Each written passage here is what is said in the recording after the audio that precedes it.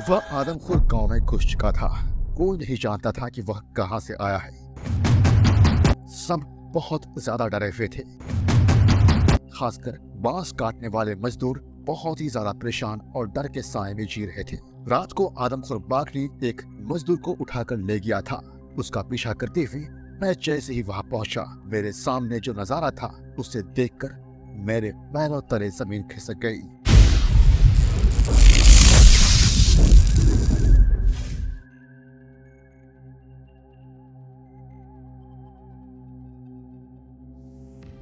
मैसूर के दक्षिण पश्चिमी इलाके में काकनकोट का जंगल है, जो सदियों से जंगली हाथियों का घर रहा है। यहाँ के वनस्पति काफी हरा भरा है, जिसमें बड़े बांस के पौधे, लंबे घास और बड़े पेड़ है। जंगल के बीच से रास्ता बनाना हाथी और बाइसन के अलावा बाकियों के लिए काफी मुश्किल है। सांबर और बाकी डियर जंगल के उन हिस्सों में रहते हैं जहाँ पेड़ पौधों की आबादी कम होती है। लेकिन जैसे जैसे आप दक्षिण पश्चिमी इलाके में आगे बढ़ते हैं, बारिश और जंगल का घनत्व बढ़ता जाता है और वहाँ हिरन कम हो जाते हैं और हाथियों और बाइसन का कब्जा बढ़ जाता है। कबीनी नदी मैसूर और केरला के बीच एक नेचुरल बाउंड्री बनाती है। केरला अपने घने जंगलों और उपजाऊ चाय, कॉफी, सिनेमन, रबर के गार्डन्स और समुद्र के पास हरियाली के लिए मशहूर है। इस राज्य की नदियां और वाटरवेज कोकोनट के पेड़ों से घिरे होते हैं, जो केप कमोरिन के पसंदीदा बीच तक ले जाता है।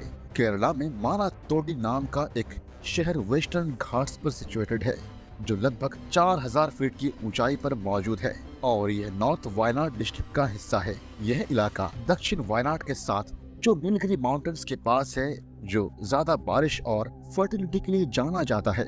लेकिन यहाँ लीचेस और टिक्स भी हद से ज्यादा होते हैं, जो बारिश के मौसम में और बढ़ जाते हैं और इंसान और जानवरों के लिए प्रॉब्लम्स पैदा करते हैं। यहाँ शिकार करने वाले जानवरों की कमी है। कभी कभी कोई जानवर गर्मी के महीने में यहाँ आता है, लेकिन बारिश आते ही ये वेस्टर्न घाट्स की हाईलैंड रेंजेस या ईस्ट काकनकोट के सूखे इलाकों में चले जाते हैं। लीचेस और टिक्स से बचने के लिए जब तक मॉनसून कम नहीं होता। इसीलिए जब एक मुसाफिर काकनकोट से मानातोडी जा रहा था और उस पर एक बाघ ने हमला किया, तो ये एक अजीब घटना थी। इस एरिया में कभी किसी इंसान पर टाइगर ने हमला नहीं किया था। ये घटना जल्द ही बुला दी गई और कई महीने बीत गए। तभी मैसूर के बॉर्डर पर अगले खेड़ा ऑपरेशन की तैयारी शुरू हुई, जिसमें जंगली हाथियों को पकड़ना था। 100 मजदूरों को बुलाया गया था ताकि बड़े लकड़ी के इनक्लोजर्स बनाए जा सके। इस काम में जंगल के ट्राइब्स, करुम्बास और शुरागाज के लोग बहुत मदद करते हैं, क्योंकि वे हाथी पकड़ने और उन्हें बांधने में माहिर थे। इसी दौरान लोगों की ये समझने से पहले ही कि मैन ईटर उनके बीच है, उस टाइगर ने दोबारा और फिर तीसरी बार हमला किया। 2 करुम्बास लड़के दिन के अंदर गायब हो गए, जिसमें से फर्स्ट का आधा बॉडी टाइगर ने खा लिया था और सेकंड वाले की बॉडी नहीं मिली थी। मैसूर से मानातोडी जाने का एक रास्ता कुर्ग के जरिए भी है, जो थोड़ा लंबा है पर नजारे लाजवाब होते हैं। कुर्ग पहले एक इंडिपेंडेंट स्टेट था, अब मैसूर का हिस्सा है। यहाँ के घने जंगल में हाथी और बाइसन तो मिलते ही हैं, लेकिन टाइगर लगभग नहीं पाए जाते। कुर्ग के लोग जोशीले और मजबूत होते हैं। उन्हें ब्रिटिश सरकार ने बिना आर्म्स लाइसेंस के हथियार रखने की छूट दी थी, जो आज भी बरकरार है। लेकिन इस प्रिविलेज का असर ये हुआ कि जंगल के प्राणी, खासकर डियर, कम हो गए। मैं काफी कुर्ग फैमिलीज को जानता हूँ, जो मोस्टली कॉफी प्लांटर्स हैं और उनके पास बड़े बड़े एस्टेट हैं, जहाँ वे कॉफी और ऑरेंजेस के क्रॉप्स उगाते हैं। मैं एक ऐसा ही स्टेट में मेहमान था जब एक आदमखोर टाइगर की खबर आई। वह स्टेट सीतापुर और विराजपेट के बीच था और मानातोडी और काकनकोट से काफी दूर था, जहां ये हत्याएं हुई थी। मैं बैंगलोर से राइफल नहीं लाया था, क्योंकि कुर्ग में हंटिंग का कोई चांस नहीं था। मेरे दोस्त ने जब एक सुबह यह न्यूज दी, तो मैंने ज्यादा ध्यान नहीं दिया। मैंने सोचा कि यह आदमखोर नहीं, बल्कि एक बीमार या घायल टाइगर होगा जो गलती से यहाँ आ गया होगा, या फिर किसी सर्कस से भागा हुआ टाइगर होगा। लेकिन मेरे दोस्त ने सजेस्ट किया कि हमें इस टाइगर को ढूंढना चाहिए। मैंने उससे कहा कि यह आइडिया ठीक नहीं लगता और यह भी याद दिलाया कि मेरे पास राइफल नहीं थी। मेरे होस्ट का नाम इमाया था और उसने मुझसे शर्त लगाया कि मैं गलत हूँ उसके मुताबिक बाघ वही रहेगा। और राइफल की बात करें तो उसके पास 5 राइफल थी जिनमें से मैं चुन सकता था। मैंने उसे याद दिलाया कि ये इल्लीगल होगा क्योंकि उसकी राइफल अनलाइसेंस्ड थी। कुर्गी होने के नाते उसके लिए अपने अनलाइसेंस्ड हथियार किसी नॉन कुर्गी को देना मना था, और वैसे भी किसी और के हथियार इस्तेमाल करना, चाहे मेरे पास लाइसेंस हो, वह भी इल्लीगल था। टिमाया हंसने लगा और कहने लगा, क्या बकवास है। फिर मजाक में उसने मुझसे 10 रुपए की शर्त लगाई कि टाइगर 1 वीक के अंदर फिर से शिकार करेगा।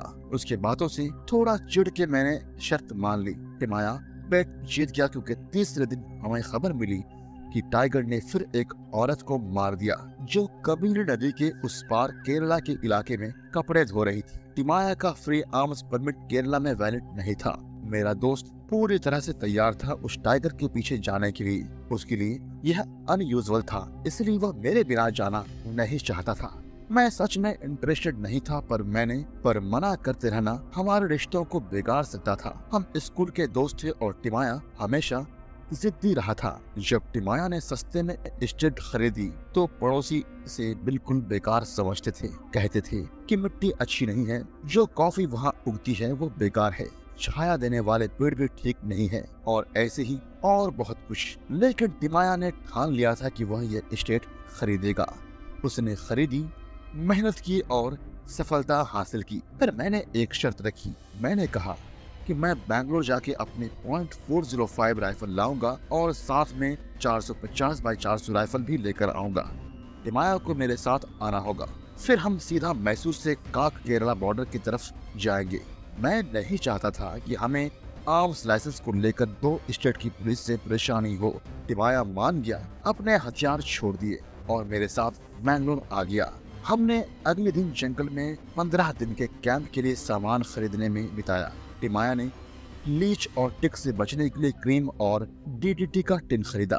हमने मच्छरों के लिए नेट्स, टेंट, चारपाई, बैटरीज, टॉर्चेस और मेरी 2 राइफल्स भी ली।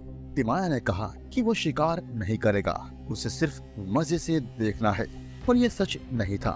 हम अगले दिन दोपहर को काकनकोट पहुंचे और खिड्डा साइड गए, लेकिन टाइगर के बारे में ज्यादा जानकारी नहीं मिली। वहाँ काम कर रहे मजदूर बस अफवाहें फैला रहे थे और सब जगह डर था।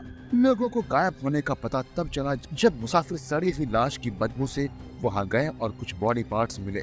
कोई नहीं जानता था कि मैन ईटर टाइगर कैसे वहां आया। बस ये मानते थे कि कोई बुरा आत्मा टाइगर के रूप में जंगल में है जो और डर पैदा कर रहा था। इतना डर कि हमें पता था कि अगर उनमें से कोई और मारा गया तो खेड़ा का ऑपरेशन बंद हो जाएगा। ऐसा होना सरकार के लिए एक बड़ी प्रॉब्लम होती, क्योंकि उन्होंने ट्रैपिंग के लिए कुछ वीआईपीज़ को विदेश से मेहमान बुलाया था। अगले दिन हम केरला बॉर्डर के पास उस गांव में गए जहां एक औरत को टाइगर ने कपड़े धोते वक्त उठा लिया था। वहां भी बस पंजे के निशान और खून मिला, पर किसी ने टाइगर को नहीं देखा। फिर हम माना तोड़े गए और पहले विक्टिम के बारे में पूछा, पर वहां भी कोई जानकारी नहीं थी। सिर्फ एक सैंडल और कुछ टाइगर के पंजे के निशान मिले थे। टिमाया ने अफसोस जताया कि इस बेकार तलाश के लिए मुझे बुलाया। मना तोड़ी एक खूबसूरत जगह है। हमने रात वहाँ के इंस्पेक्शन बंगलों में गुजारी जो फुल्ली फर्निश्ड था। आरामदायक बिस्तर और फोम मैट्रेस के साथ यहाँ नियॉन लाइट्स और इलेक्ट्रिक फैंस भी थे। बंगलो एक पहाड़ी पर था जहाँ से एक पुरानी ब्रिटिश मकान के खंडर और उसका प्राइवेट सिमेंट्री दिखता था। रात को हजारों जुगनू चमक रहे थे और वायनाड के टॉक टॉक फ्रॉक की आवाज एक मधुर सुर में चल रही थी। रात की रानी की फूलों की मीठी खुशबू जो सिर्फ रात को खिलती है, हमेशा याद रहने वाली होती है। हम कुर्सी पर बैठकर सिगरेट पीते हुए इस सुकून भरे मंजर का मजा ले रहे थे। कभी कभी कोई जुगनू खिड़की से अंदर आ जाता, लेकिन नियॉन लाइट्स की चमक में उसकी रोशनी फीकी लगती थी। अगली सुबह हम आराम से चले और कुर्ग के विराजपेट जाने का प्लान बनाया। वहाँ से मैं टिमाया के प्लांटेशन पर रहूंगा और फिर मैसूर और बेंगलुरु वापस जाने का इरादा था। हम माना तोड़ी के 10 मील दूर बेंगलुरु के घने जंगल से गुजर रहे थे जब हमने देखा कुछ लोग एक स्ट्रेचर लेकर आगे आ रहे थे। स्ट्रेचर पर एक आदमी था जिसके कपड़े खून से भीग चुके थे। स्ट्रेचर को ढो रहे लोगों ने बताया कि वो बेंगलुरु कटर्स है। सुबह के वक्त बिना किसी वार्निंग के एक टाइगर ने अचानक 2 आदमियों पर हमला किया और एक को कंधे से पकड़कर घसीटने लगा। पर जिस आदमी को टाइगर ने इग्नोर किया था वो उसका बहादुर भाई। उसने बड़ी नाइफ उठाकर टाइगर पर फेंकी, जो किस्मत से टाइगर की पीठ पर लग गई। टाइगर डर से शिकार को छोड़कर जंगल में छुप गया। इस कहानी का हीरो, जो उसका भाई था, ने घायल को मानातोड़ी के हॉस्पिटल ले जाने के लिए मदद मांगी। हमने जल्दी से घायल आदमी को स्टड देकर गाड़ी में बिठाया। टिमाया को कहा उसे हॉस्पिटल ले जाने।